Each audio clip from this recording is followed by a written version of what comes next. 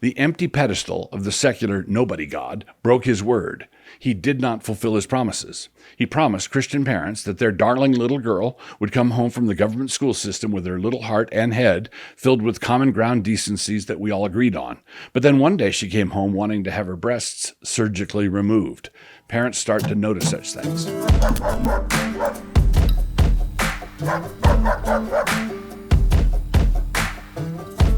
The backdrop of understanding is always the eye of faith. Quote, "Faith is so quick a grace that it presents things past, things above, and things to come, all in a moment. So quick is this eagle eye of faith." Richard Sibbes, Glorious Freedom. Introduction. The great management consultant, Peter Drucker, once put it across to us this way. Quote, "The important thing is to identify the future that has already happened." Peter Drucker, The Age of Discontinuity. That is some profound stuff right there, and no, it is not from a Chinese fortune cookie. It is the difference between a surface competence that galumphs along with the herd and a deep wisdom that sees what is actually happening before anyone else does. Quote, "Futurists always measure their batting average by counting how many things they have predicted that have come true. They never count how many important things come true that they did not predict." Peter Drucker, The Age of Discontinuity. Of course they don't do that. They never want to put themselves in the same position that Nebuchadnezzar assigned to the wise men of Babylon. Any chump can interpret a dream with enough hand-waving. Tell me the dream itself, and then I might believe that you have something valuable to contribute to the discussion. Two kinds of prophetic. Isaiah once threw out a true challenge to the heathen gods. Quote, "Show us the things that are to come hereafter, that we may know that you are gods. Yea, do good or do evil, that we may be dismayed and behold it together." Isaiah 41:23. Isaiah was a prophet of the living God, and so he could tell you of events that were going to come to pass centuries after his lifetime. The heathen gods could not even begin to approach this. A virgin will conceive, stricken, smitten, and afflicted. By his stripes we are healed. Through strange tongues God will speak to this people. The government shall be upon his shoulder. These are prophecies coming to us from outside the world, from the one who holds all of human history, future centuries included, in the palm of his hand. But there's another kind of prophetic insight. This is not the result of the spirit of the holy gods that Daniel had, Daniel 4:9, but rather the kind of wisdom that the sons of Issachar had. They knew the times and they understood what Israel should do. 1 Chronicles 12:32. As I am taking it, perhaps they had the kind of wisdom that could see the future that had already happened. They could see what was going to happen because they could see that it already had. The first kind of prophetic glory is what Abraham saw, John 8:56. The second kind is best represented by what Bud Light and Fox News did not see. This kind of insight is radically different from conventional wisdom, which loves to see the past which has already happened. Running on autopilot, students of conventional wisdom have been taught in terms of what is always done and not done around here. And like dutiful worker drones, they go out and do what's done, and they always avoid doing what's not done. They read business guru books, 90% of which follow the same tired formula, the way modern country follows the same four chords, and they repeat the cliched mantras like think outside the box, which is a strong indication, incidentally, that they are not thinking outside any boxes. Now, because a lot of history does occur out on the freeway in South Dakota, in the straightaway, this works for them, for a time. But what they are singularly ill-equipped for is the black swan, the fourth turning, the unexpected preference cascade. In a time of true crisis, the Ordinary Times Manual is rarely consulted and would only help to make things worse if it were to be consulted. Defining us some terms. A number of years ago, I mentioned in a blog post that any historical event, no matter how singular, can always be shown to have been inevitable by any competent historian. After the fact. One commenter asked if I had read Talib's The Black Swan, which I had not. But I did have it on my shelf, so I pulled it down and read it. Really good stuff. Red meat. That was in 2010. All kinds of things are highly improbable, until they happen, at which point we all realize how inevitable they were. And a number of years ago, 20 or more maybe, a friend gave me a copy of The Fourth Turning, which I started to read. For various reasons, I stalled out, but when all our current Jim Jams were starting to heat up, I pulled it down again in 2021 and finished it. Really provocative. And if that thesis is correct, we are spang in the middle of a fourth turning right now. That should be some encouragement for those of you who need some encouragement. I don't remember when I first learned what a preference cascade was. It wouldn't surprise me if it was from Peter Drucker also, but I really don't remember. Here's how I defined that idea a couple of years ago. Quote, a preference cascade occurs when numerous individuals around the same time realize that they are not the only one who thinks the way they do. Before the moment arrives, there's an established orthodoxy which remains unquestioned in the official spaces, but as people are left alone with their own thoughts, they find themselves thinking in various heterodox ways. And then one day it happens. Numerous individuals discover, all at once they discover, that many others believe that the reigning acceptableness is unacceptable. Wilson, The Coming Preference Cascade. Take those three things and tie them together in a bundle. You'll be glad about this later. Those years when the bottom fell out.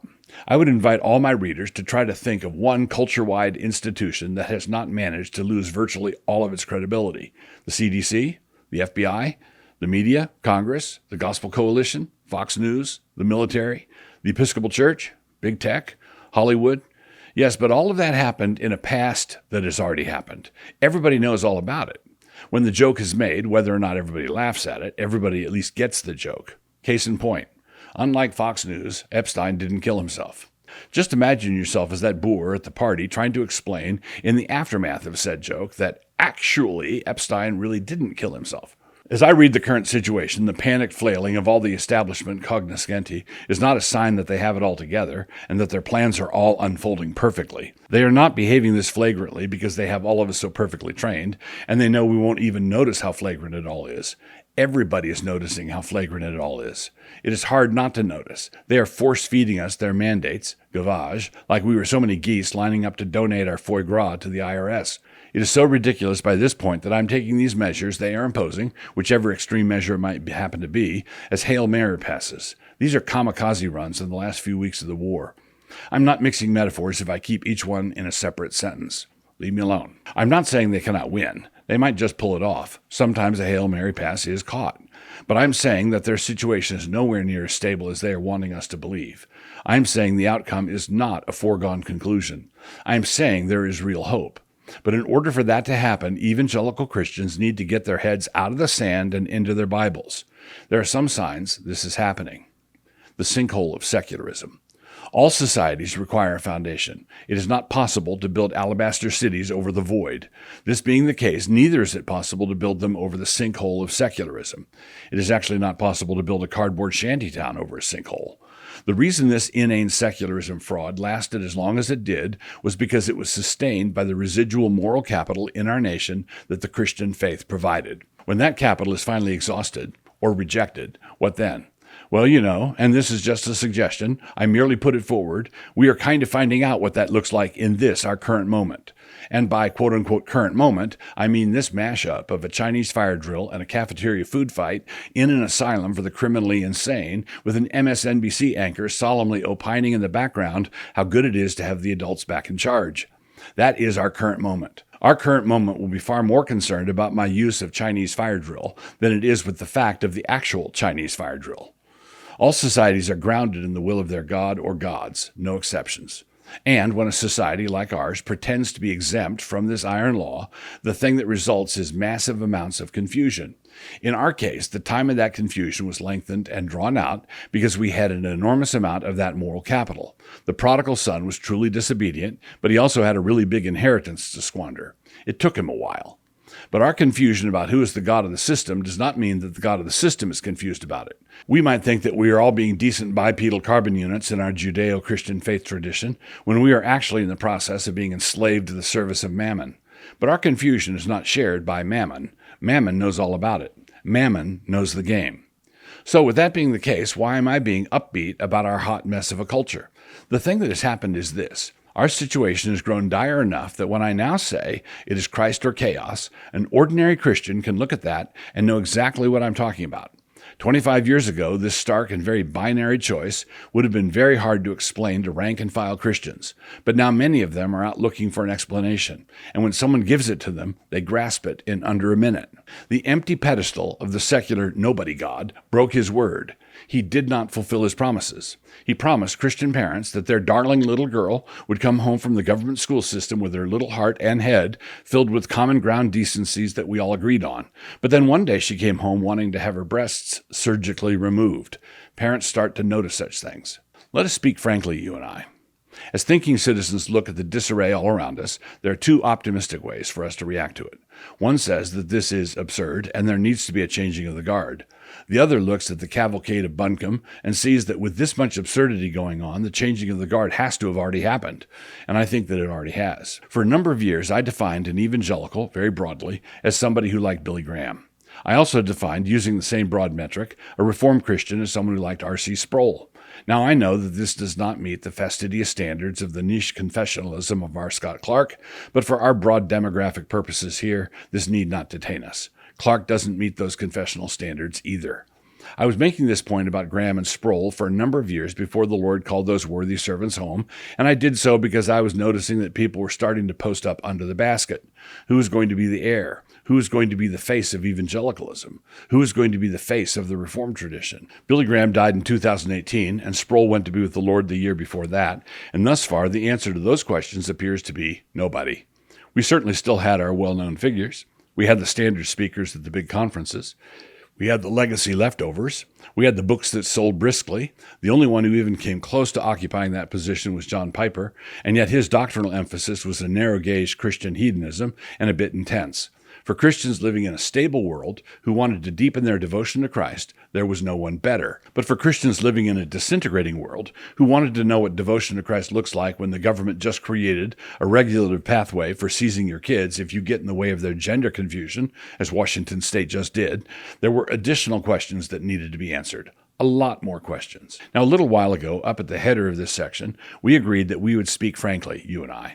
In what I'm about to say, I'm putting on no airs. I'm not taking too much upon myself. I know the profound truth of Charles de Gaulle's comment that graveyards are full of indispensable men.